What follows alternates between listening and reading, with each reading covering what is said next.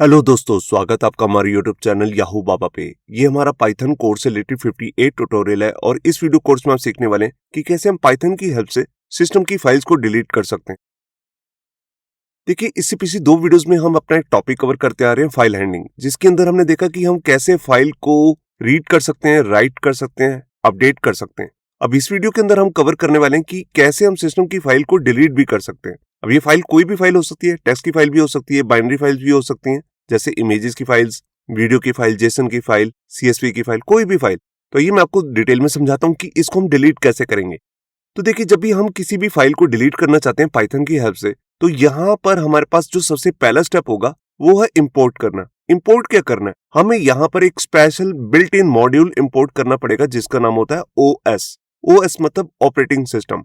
ये एक built in module है जिसके अंदर हमारे को बहुत सारे मेथड्स मिलते हैं।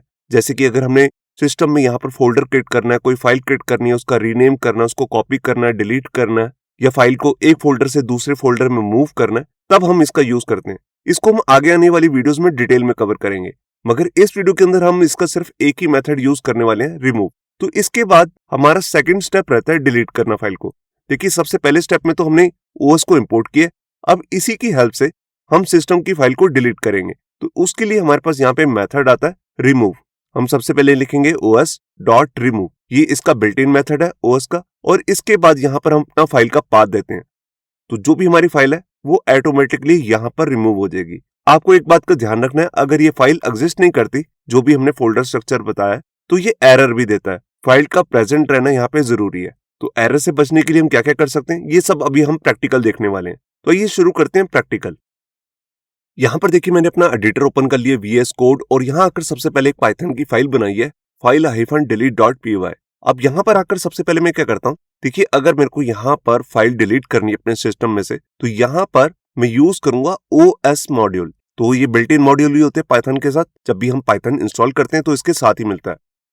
इसके लिए मैंने लिखा इंपोर्ट ओएस। ओएस मतलब ऑपरेटिंग सिस्टम। अब ओएस लिखने के बाद मैं लगाऊंगा डॉट, और यहां पर आ जाते हैं जो इसके बिल्ट इन मॉड्यूल्स हैं। आप यहां पर नाम देख रहे होंगे, बहुत सारे इसके अंदर बिल्ट इन मेथड्स आते हैं। तो यहां पर मैं यूज करने वाला हूं रिमूव को। रिमूव हेल्प करता है कि हम इसकी हेल्प से किसी भी फाइल को डिलीट कर सकते हैं सिस्टम में से। तो देखिए, मैं यहां पर कोई एक फाइल को रिमूव करके दिखाता हूं। तो यहां पर आप देख सकते हैं कि हमारे पास यहां पर एक नीचे एक फाइल है new.txt, जिसको हमने पिछली वीडियो में बनाया था। इसी को मैं यहां पर रिमूव करने वाला हूं। ये देखिए, बस इतना ही लिखना है। इतना लिखने से ही हमारी फाइल डिलीट हो जाएगी। तो यहां पर मैं इसे रिमूव करके दिखाता हूं। मैंने एक कोड को एग्जीक्यूट किया और ये देखिए, कोई भी एरर नहीं आया।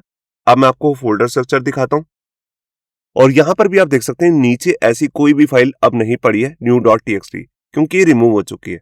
अब देखिए, यहां पर मैं आपको कोई ऐसी फाइल लिख के दिखाता हूं जो हमारे फोल्डर में है ही नहीं। जैसे test.txt, इस नाम की कोई भी फाइल हमारे पास नहीं है। यहाँ पे data.txt है, student.txt है, मगर test.txt नहीं है। तो उस केस में यहाँ पर क्या होगा, यहाँ पर आ जाएगा एक एरर। मैं इसको एग्जीक्यूट करता हूं, और ये देखिए, यहाँ पर आ चुका है एरर। और ये एरर क्या है, ये कह रहा है फाइल नॉट फाउंड एरर, मतलब कि इसको इस नाम की कोई भी फाइल नहीं मिली है।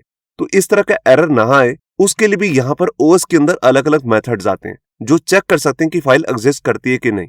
अगर एग्जिस्ट करती है तभी रिमूव करना है। वो हम कैसे करेंगे मैं आपको दिखाता हूं। उसके लिए सबसे पहले हम ओएस को इंपोर्ट करेंगे, और उसके बाद यहां पर ओएस का एक एग्जिस्ट करके मेथड होता है। तो उसको हम कैसे यूज करेंगे, इफ स्टेटमेंट के साथ, इफ ओएस डॉट पाथ। अब देखिए, इसमें हम पाथ चेक करने को कह रहे हैं, और चेक क्या करना है, एग्जिस्ट, कि अगर ये पाथ एग्जिस्ट करता है कि नहीं। कौन सा पाथ, जो हम यहां पर राउंड ब्रेसेस के अंदर देने वाले हैं। तो देखिए, यहां पर मैं फाइल का नाम लिखता हूं text.txt, जिसको मैं रिमूव करना चाहता हूं, जैसे मैंने यहां पर लिखा था। तो सबसे पहले हम यहां पर चेक कर रहे हैं कि पाथ को चेक करो कि एग्जिस्ट करता है कि नहीं। अब हमने सिर्फ फाइल का नाम ही दिया यहां पर, तो ये चेक करेगा ये फाइल एग्जिस्ट करती है कि नहीं। अगर ये एग्जिस्ट करती है, सिर्फ तभी रिमूव कर रहा है। तो जो ये मैंने कोड किया था, इसको मैं यहां पर डाल देता हूं, ये देखिए, और यहां पर एक मैसेज भी देता हूं, फाइल डिलीटेड। तो पहले ही हमारी ये फाइल डिलीट होगी, और उसके बाद ये मैसेज आ जाएगा।